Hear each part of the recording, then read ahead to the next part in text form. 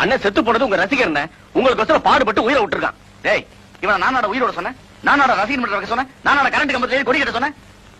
ரசிகர் மன்ற பேரால எவனோ செய்யற முட்டாள் தனக்கு நான் தான் பொறுப்பா? தப்பு தானே. வெளியே உங்க ரசிகர்களா இருக்காங்க, நான் என்ன பதில் சொல்றது?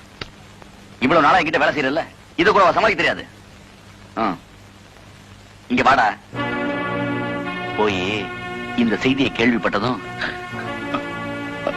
நெஞ்சு வலியில துடிக்கிறாரு அப்படின்னு சொல்லிப்போ. நெஞ்சு வலி.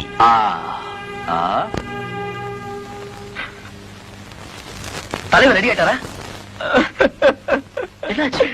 அதை எப்ப கேக்குற? இவ்வளவு நேரம் நல்லா இருந்தார். அவர் ரசிகர் ஒருத்தர் செத்து போயிட்டாரு கேள்விப்பட்ட உடனே நெஞ்சு வலி வந்து படுத்துட்டாரு. உங்களுக்கு தான் தெரியுமே, அண்ணன் மனசு ரொம்ப இலகுனது. அவர் ரசிகருக்கு ஏதாவது ஒண்ணா தாக்க மாட்டாருப்பா. நான் வேணா டவுனுக்கு போய் டாக்டர் கூட்டிட்டு வரட்டுமா? வேணா, அண்ணனுக்கு ஒரு பவுந்து கொடுத்துருக்கேன், ரெஸ்ட் எடுத்தா சரியா போயிடும். சரிங்க. ஏங்க கொஞ்சம் தலைவரை நேரா பாத்துட்டு போயிறாங்களா? டேய், அறிவு கட்டவன. அவரே உடம்பு சரியில்லாம உள்ள படுத்திருக்காரு சொல்றாரு, நான் அவரை தொல்லை பண்ணுமா? அவரை தலைவரை கொஞ்சம் பாத்துக்கோங்க. கண்டிப்பா. டேய், நடக்க வேண்டிய நம்ம பாத்துக்கலாம். வாங்கடா போலாம். சரி சரிடா.